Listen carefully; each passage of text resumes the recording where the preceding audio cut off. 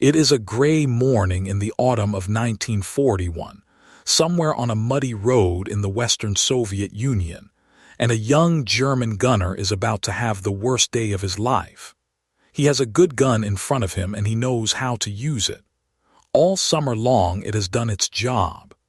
Every enemy tank that has come rolling at him has been stopped, a bang, a flash, and the thing slews to a halt. So when a low, dark shape comes grinding out of the tree line toward him, wide and sloping and streaked with mud, he does what he has always done. He lays the gun, he holds his breath, and he fires. And the shell hits the front of that tank and skips off it, skips off like a flat stone off a pond and winds away into the sky. He loads again. He fires again. Same thing. The rounds that have killed everything else all summer are bouncing off the nose of this ugly, rough-looking machine, as though he were throwing pebbles at it. And that low, dark shape does not stop, and it does not slow down, and it keeps coming, its wide tracks floating over mud that would have swallowed his own tank to the belly. And the young gunner feels something cold go through him that no soldier likes to feel. The feeling that the rules have just changed, and nobody told him. That machine was the T-34, and by the end of that autumn, the German army had a name for the feeling it gave them. They called it the T-34 shock. Now, let me back up and introduce myself, because I got ahead of the story there. I do that. My name is Reg. I have spent the better part of 40 years with my hands inside machines like that one, restoring old military vehicles, tanks and half-tracks and the odd armored car, in a cold workshop with the radio on and a mug of tea going cold on the bench. I am the fella who has actually had the engine deck off one of these, up to the elbows in it, cursing. And I will tell you straight, when people who love tanks argue about the greatest one of the Second World War, they get very grand, and they talk about armor thickness and muzzle velocity and all the rest. Me, I just think about what a machine was like to build, and to fix, and to trust with your life on a freezing morning 1,000 miles from home. And by that measure, the measure that actually matters, this rough, crude, mocked little Soviet tank might just be the most important war machine ever made. Let me show you why. Because make no mistake, they did mock it. If you had been an expert, a German engineer, or a British one, or an American, and you had got your first proper look at a T-34, your first reaction would very likely have been to sneer. And I understand why. Up close, the thing was rough. I mean rough. The welds on the hull looked like they had been done by a blind man in the dark with the wrong torch. Great ugly beads of metal, splattered and uneven. The castings were pitted and lumpy. The seams left raw where a Western factory would have ground them smooth and painted them pretty. Inside it was cramped and unfinished, sharp edges everywhere, and a gearbox so stiff the crews were known to carry a mallet just to change gear. The optics, the little glass sights the crew squinted through to see the world, were cloudy and poor next to the beautiful clear German ones. It rattled. It leaked. To a trained engineer, brought up to believe that quality means finish, it looked like a farm tractor that had wandered into the wrong war. And that, right there, is the great trap this whole story is about, because every single one of those crudities was either completely beside the point, or was actually the secret of why it won. The experts who sneered had it exactly backwards. Let us start with the most important idea, the one that made that German gunner's shells skip off into the sky. Sloped armor. And this is such a lovely, simple bit of thinking that once you see it, you cannot unsee it. Picture a sheet of armor plate standing straight up and down, vertical, like a wall. A shell comes in flat and level, hits that wall dead square, and it has to punch through the full thickness of the metal. Now, take that same sheet of plate, the exact same thickness, and instead of standing it up straight, lean it back at a steep angle, so the front of the tank slopes back like the prow of a boat. Two things happen, and they are both wonderful. First, a shell coming in flat now has to travel through much more metal to get inside, because it is going through the plate diagonally instead of straight, so a fairly thin plate behaves like a much thicker one. And second, even better, a shell striking that slope at an angle is far more likely to do exactly what that gunner saw: to glance off, to skip away, to fail to bite at all. The T-34's front plate was only about 45 millimeters thick. On paper, nothing special, but it was laid back at around 60 degrees from the vertical, and at that angle it behaved like nearly twice its thickness, and it sent shells skating off it into the trees.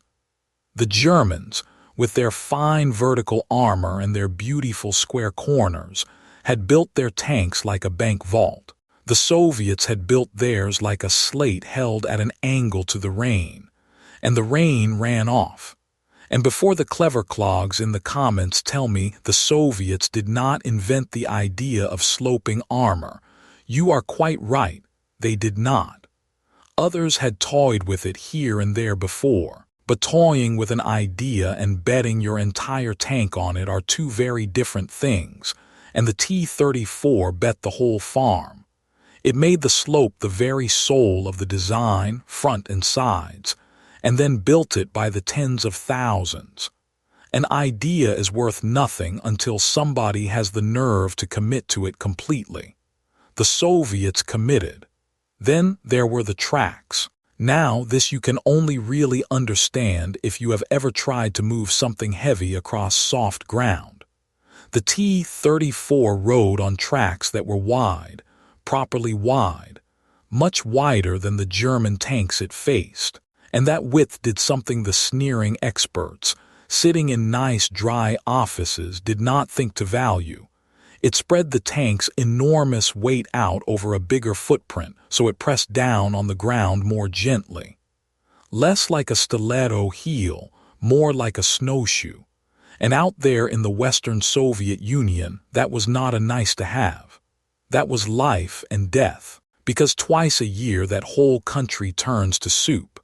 They have a word for it, the Rasputitsa, the time of no roads, when the autumn rains and the spring thaw turn the dirt into a bottomless, clinging mud that the Germans came to fear like an enemy general. They half-jokingly called it General Mud. And then, behind General Mud came General Winter and the snow. The German tanks on their proud narrow tracks sank. They bogged down to the hull, stuck fast, going nowhere, while the crews dug and swore. And through that same mud and that same snow on its big, wide farmer's boots tracks, the T-34 just kept going. I have always loved that, all the clever metallurgy in the world. And one of the things that beat it was a tank that was simply better at not sinking. And under the back of it, my favorite part, because I am an engine man before I am anything, sat the reason so many T-34 crews lived to tell the tale. Nearly every tank on the battlefield in those days ran on petrol, and petrol, as anyone who has spilt it near a heater knows, is desperate to catch fire. A petrol tank hit in the wrong place goes up like a bonfire, and the men inside have seconds. The T-34 did not run on petrol. It ran on a diesel, a great big V12 diesel, the model they called the V2, near enough 39 liters of engine, with an aluminium block to save weight, thumping out around 500 horsepower. Now diesel does not want to burn the way petrol does. Throw a match into a puddle of diesel, and it very often just goes out. So a T-34 that took a hit was, all else being equal, less likely to turn into a furnace with its crew still inside. And that is not a spec sheet number, that is fathers coming home. And here is the bit the engineers, bless 'em, got so right they hardly get the credit for it. That engine was tough and simple, and it would run. It would run cold, it would run dirty, it would run on fuel you would not put in a lawnmower. Which brings a smile to my face, because in my own workshop I once spent the best part of a fortnight trying to coax an old restored tank we had christened Bessie into starting on a cold morning. A real lady, a beautiful thing, and she would not fire for love nor money, and I would stand there frozen to the marrow, thinking about 18-year-old Soviet lads getting a V2 to turn over first crank in whether that would kill you, and I would have a quiet word with Bessie about setting a better example. The gun was no joke either. The main T-34 carried a 76mm gun, a proper, hard-hitting weapon for its day, big enough to deal with just about anything it was likely to meet when it first appeared, and mounted in a tank fast and nimble enough to get it where it needed to be. And that speed, that nimbleness across country, came from another clever piece of the design, the suspension. And here is a bit of history I love, because it is not the one people expect. The springing that let the T-34 gallop over broken ground did not come from some secret Soviet genius. Its roots were American. Back before the war, an eccentric, cantankerous American inventor named J. Walter Christie had designed a radical suspension system that let a tank move fast over rough country. And this is honest history, and I want to be straight with you where the story gets argued over. The Soviets got hold of Christie's ideas, by one route or another, built a series of their own fast tanks around them, and that line of development fed directly into the T-34. Now exactly how much of that was bought, how much was licensed, and how much was, shall we say, informally acquired, is a thing people still bicker about, and I am not going to pretend to you it is all tidy. But the bones of that suspension were Christie's, an American idea that the Americans themselves never really ran with, went east and came back to help change the war. History does that. It does not care about our neat little national stories. But I will let you in on something now, and it is the thing that took me years of turning spanners to really understand. The sloped armor, the wide tracks, the diesel, the gun, all of that was good, genuinely good, but none of it on its own is why the T-34 won. Plenty of tanks have a clever feature or two. No, the real superpower of this machine, the thing that beat an army, was the one quality the experts sneered at hardest. It was that it was crude. It was that it was rough. Because that roughness was not laziness and it was not stupidity. It was a choice. The T-34 was designed on purpose to be built fast and cheap, and in numbers that would make your eyes water, by people who had never built anything in their lives. To see how, you have to go back to where it was born. In a locomotive works in the city of Kharkiv, in what is now Ukraine, in the late 1930s. The man most often credited with driving it into being was an engineer named Mikhail Koshkin. And Koshkin's story has a sad, almost legendary ending that I will tell you honestly, because parts of it get told very dramatically indeed. To prove his new tank to the bosses in Moscow, the story goes, he had 2 of the prototypes driven overland in the depths of winter, hundreds of miles through the cold, and that on that grueling demonstration he caught a chill that turned to pneumonia and died in the autumn of 1940 before he ever saw what his tank would do. How much of that famous drive happened exactly as the legend has it, historians still tug over. But the core is true enough. The man who fathered the T-34 died young, of illness, right at its birth, and never lived to see it become the most produced tank of the entire war. Somebody else had to finish raising his child.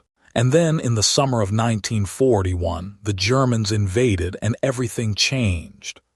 The panzers came east, fast and hard, and they were heading straight for the very factories where the T-34 was made. So the Soviets did something almost beyond belief. They picked up their factories, the actual factories, and they moved them. Whole plants were torn from the ground.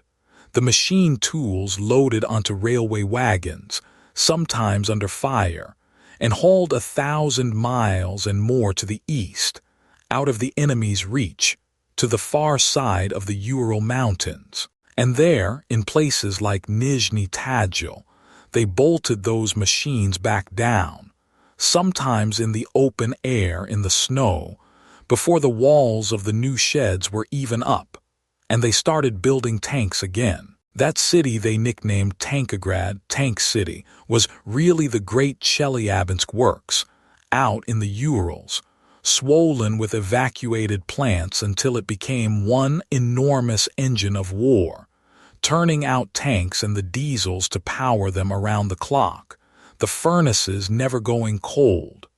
Think about that for a second. A country invaded, its best land overrun, its people starving, and it responds by building out in the frozen middle of nowhere the greatest tank factory the world had ever seen, and then outproducing the enemy who had every advantage of skill and finish and time. And here is the human heart of it. The men were being fed into the army by the million, so who built the tanks?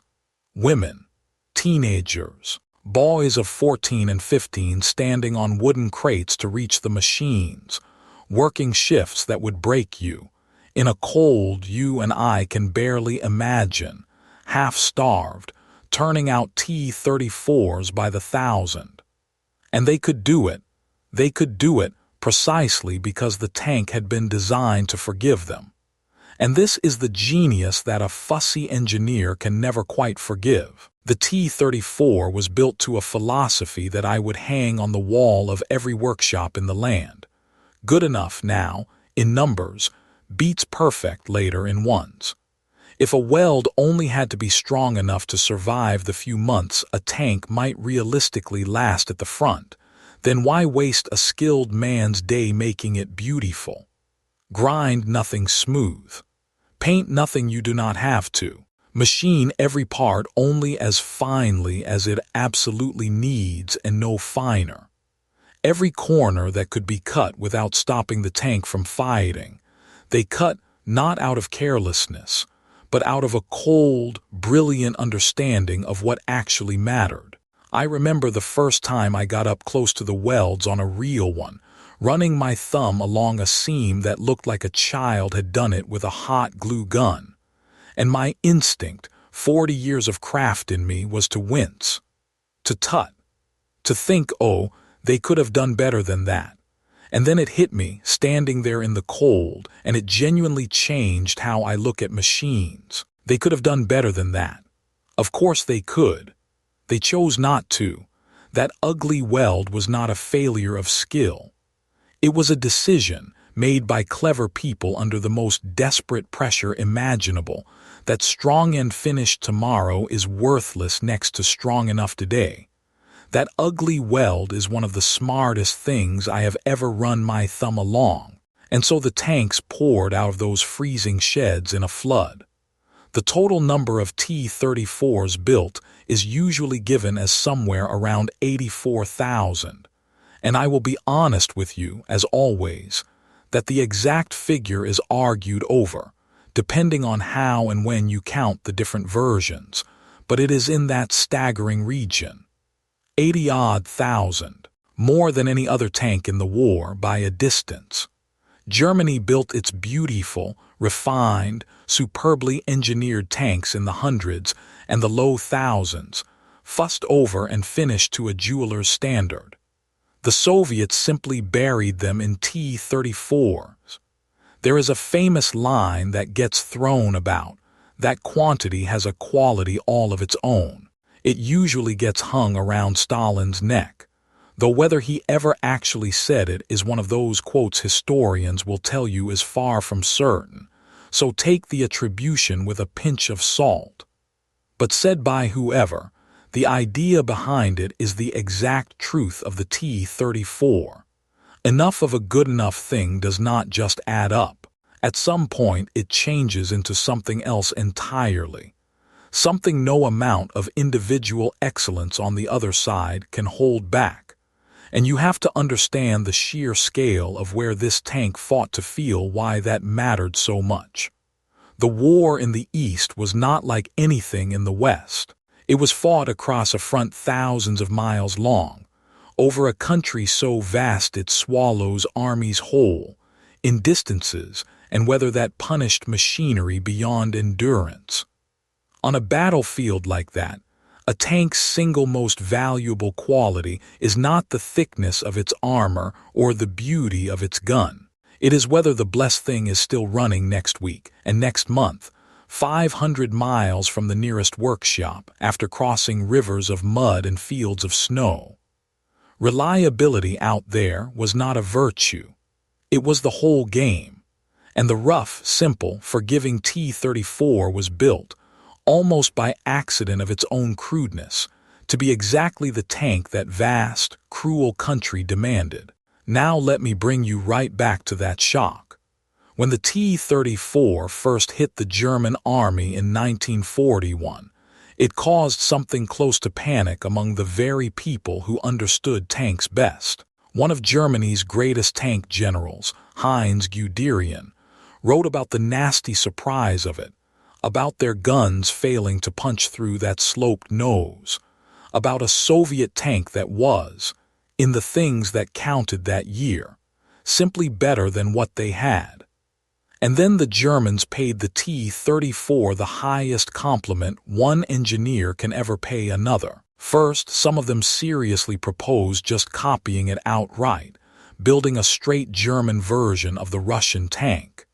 In the end, their pride would not quite let them, so instead they went away and designed a brand new tank, the Panther, and they gave it what? Sloped armor. They took the T-34's best idea, the very thing they had sneered at, and they built it into their own machine. And I will tell you, when your enemy stops laughing at your design and starts stealing it, you have well and truly won the argument. And there is a thing here that does not show up on any spec sheet at all, which is fear. Weapons do not only work by breaking metal. They work by breaking nerve. When you have watched your best shot skip off the nose of a tank that will not stop coming, something happens to you that no amount of training quite fixes. The T-34 did that to the German army, again and again in those first months. It made brave, professional men feel, for the first time, that they might be the underdog. And an army that has started to wonder whether its tools are good enough is already half beaten, whatever the figures say. And do not think for a moment the Germans took it lying down. They were brilliant, and they scrambled.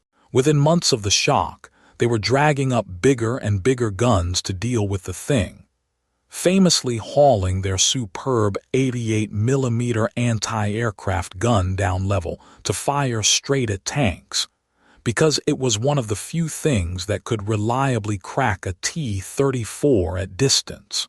And within a couple of years they had answered with those two legendary heavyweights, the Tiger and the Panther, magnificent machines. Genuinely, some of the finest tanks anyone built in the whole war. But magnificent is expensive.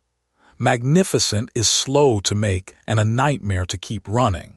For every one of those beautiful cats the Germans could field, the Soviets could field a small herd of good-enough T-34s.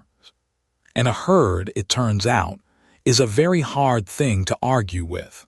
And 2 years after the shock, in the summer of 1943, on the wide open country around Kursk, the T-34 met the massed German armor in one of the largest clashes of tanks the world has ever seen. Thousands of machines.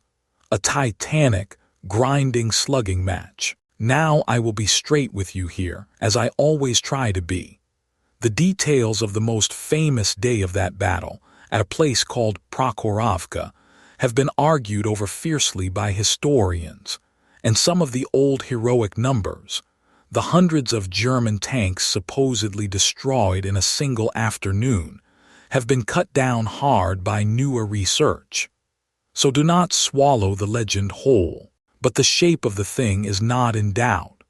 The T-34 in its floods was there, and it kept coming, and after Kursk it was the Germans in the east who were going backwards all the long way home.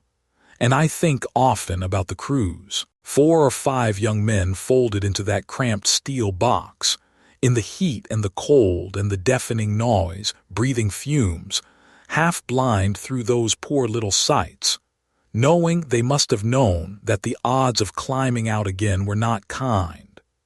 They were farm boys and factory hands, most of them, given a few weeks of training and a machine that asked an enormous amount of them. Whatever I say about welds and armor angles and production figures, none of it moved a single inch without them.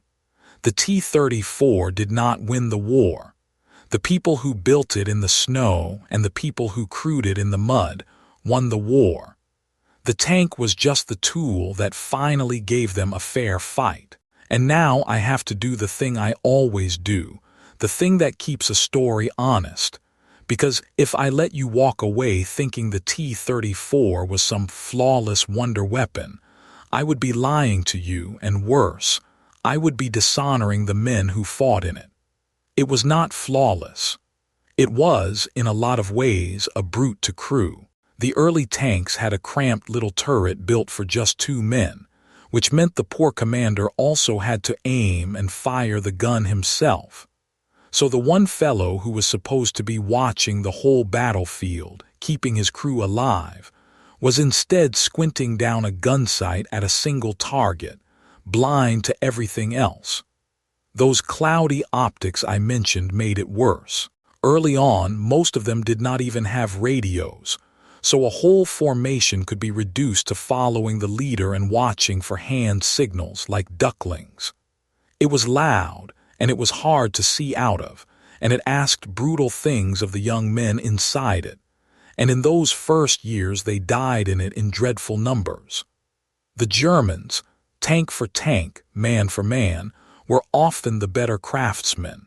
If you had to fight a single duel, one machine against one machine, you might very well have wanted to be sitting in the German tank.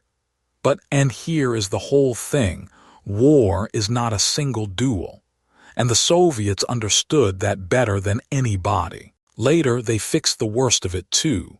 They brought in a bigger 3-man turret and an 85mm gun, freeing the commander to actually command, and that later mark was a genuinely fine tank. But even the rough early one, the mocked one, was already winning, not by being the best, but by being good enough and by being everywhere. So here is what I really want you to take away, and it is the reason I have loved this old girl for 40 years, grease and rattles and all. We are trained, all of us, to worship the perfect thing, the beautifully finished thing, the one with no rough welds, the one that wins the duel, the one that looks right in the museum with the light gleaming off it. And I will tell you, from a lifetime of standing in a cold workshop with my hands inside these machines, that the world does not actually run on the perfect thing. It runs on the thing that shows up. It runs on the good enough thing that got built and got finished and got out the door in numbers and started on a cold morning when you needed it. My old granddad drove tanks in that war, and he had no time at all for the fancy talk. He used to say the best tank in the world is the one that is running, and the worst tank in the world is the one back at the depot waiting for a part that never comes.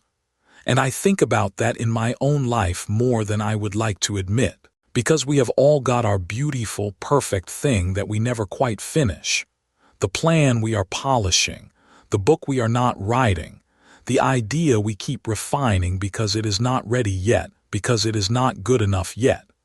And meanwhile, the rough version, the good enough version, the one we could actually build today, sits undone. The T-34 is 80,000 answers to that. Done and rough and out in the world beats perfect and gleaming and still in your head. Every single time. So that is my question for you, and I would genuinely love your answer down in the comments because I read them, and me and Stan argue over the good ones on our tea breaks. What is your T-34? What is the rough, good enough, unglamorous thing in your life or your work that quietly beat the polished version everybody expected to win? The cheap old tool that outlasted the expensive one. The plain, honest bit of work that got finished while the masterpiece gathered dust. Tell me. I want to hear it. My name is Reg, and this has been the T-34, the crude little tank that everybody laughed at, right up until it rolled into history and stopped them laughing for good. Do me a favor. If you have got a soft spot for the machines that won not by being pretty, but by being there, then stick around, subscribe, and come back, because I have got a whole workshop full of them to show you. Mind how you go.